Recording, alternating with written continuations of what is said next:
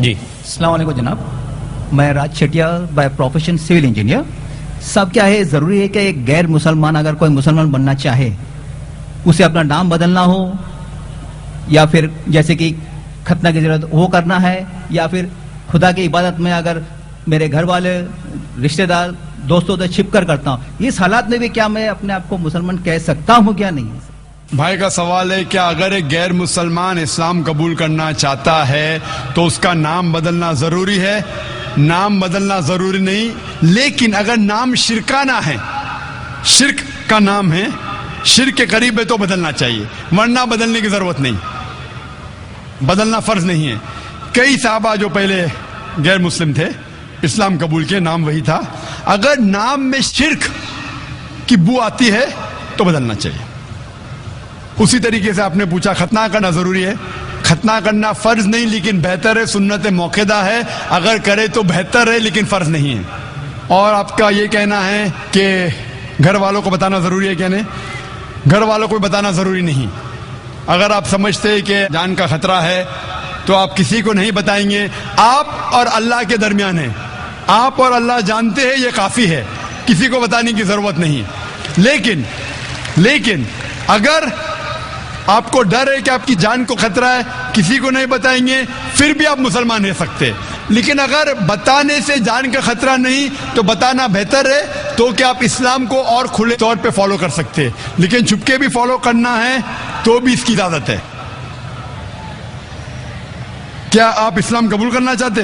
That's why I asked the question with you. I'll think over then.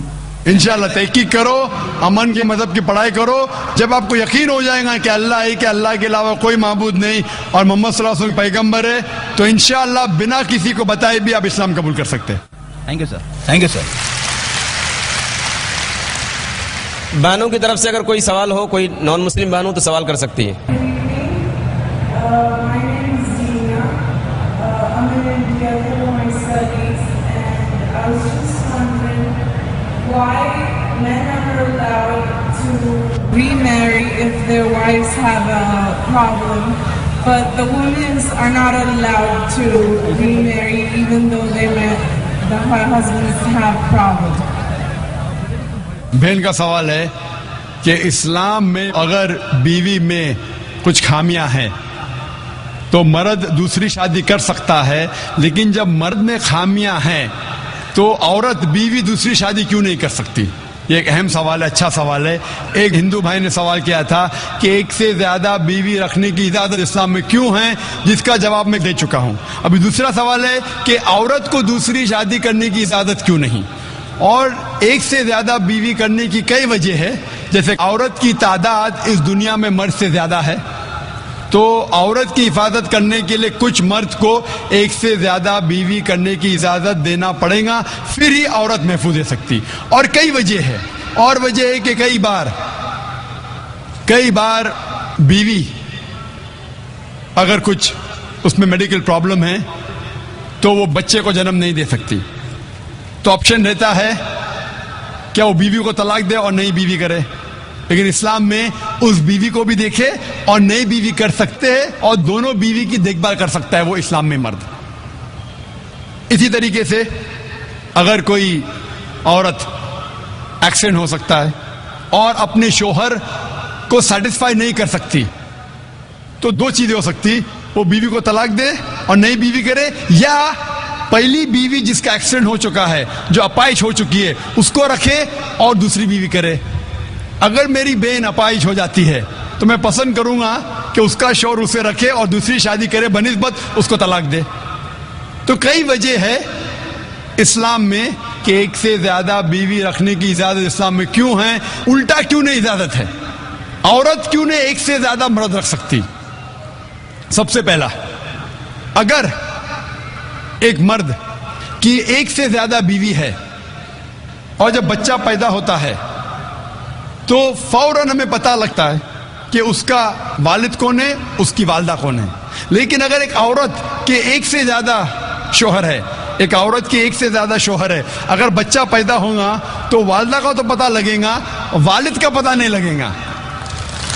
اور آپ جب school میں جائیں گے اور स्कूल में प्रिंसिपल पूछेगा वालिद का नाम क्या है, कि आपको 2 नाम देने पड़ेंगे। इसीलिए इस्लाम में एक बीवी के एक से ज्यादा शोहर होने की इजाजत नहीं।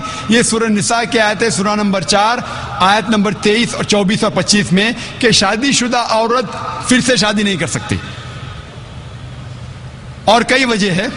हम जानते हैं कि साइंस और टेक्नोलॉजी बढ़ने के बाद आज डीएनए टेस्टिंग के हिसाब से हमें पता चल सकता है कौन वालिद है कौन वालदा है, लेकिन ये तो अभी रिसेंट डिस्कवरी है, इतने साल पहले तो पता नहीं था। और ये एक सिर्फ वजह नहीं है, ये भी 100% डेफिनेट नहीं है, बट मान भी लो 100% डेफिनेट है, ये एक वजह नहीं और कई वजह है। आज साइंस ये कहती है कि man is more sexual as compared to a woman. A man is more sexual biologically as compared to a woman. तीसरी वजह है कि एक आदमी मल्टीपल शोहर की जिम्मेदारी संभाल सकता है, एक से ज्यादा शोहर की जिम्मेदारी संभाल सकता है, लेकिन औरत एक से ज्यादा बीवी की जिम्मेदारी संभाल नहीं सकती, क्योंकि एक औरत में मेंस्ट्रुअल साइकिल होता है। Due to the menstrual cycle उसकी जहनी हालत बदलते रहती है, due to the oestrogen level going up and down. कोई भी डॉक्टर से पूछिए, वो कहेगा कि during this period it is difficult for her to maintain a balance. और मान लो कि जो वजह मैंने कहा कि आदमी एक से ज्यादा बीवी कर सकता है, अगर औरत पे लागू होता है, औरत अगर बांझ है, बच्चा पैदा नहीं कर सकती, फिर भी शोहर उसकी देखभाल कर सकता है और एक बीवी कर सकता है। लेकिन साइंस ये कहती है कि अगर मालूम पड़ता है कि औरत बांझ है या आदमी बच्चा पैदा करने में हिस्सा नहीं ले सकता है, फिर भी चांसेस है कि ये सिचुएशन चेंज हो सकती है। अगर बीवी को पता लगता है कि आदमी में कुछ बीमारी है जिसके वजह से वो बच्चा पैदा नहीं कर सकता, बच्चा पैदा करने में हिस्सा नहीं ले सकता है, लेकिन ये 100% डेफिनेट नहीं। अगर वो और एक शोहर से शादी करती है, चांसेस है कि दिस पोजीशन कैन रिवर्स, और कब रिवर्स होगा ये कोई नहीं कह सकता। फिर जब बच्चा पैदा होगा हमें पता नहीं लगेगा कौन उसका बाप है, पहला शोहर या दूसरा शोहर। उसके बावजूद अगर शोहर अपाहिज हो जाता है और बीवी चाहती है कि मैं दूसरा शोहर करूं, वो बेशक शोहर से खुला ले सकती है, और जब खुला लेती है वो नई शादी कर सकती है। लेकिन आदमी जब औरत को तलाक देता है, तलाकशुदा को नया शोहर मिलना मुश्किल है। तलाकशुदा औरत जो बीमार है उसको नया शोहर मिलना मुश्किल है, लेकिन आदमी जब बीवी खुला लेंगी और नया शोहर करेंगी उसको भी सपोर्ट मिलेगा और वो आदमी को भी सपोर्ट मिल सकता है। इसीलिए इस्लाम में, कुरान में लिखा है कि बीवी एक से ज्यादा शोहर नहीं रख सकती, लेकिन आदमी एक से ज्यादा बीवी रख सकता है। Hope that answers the question.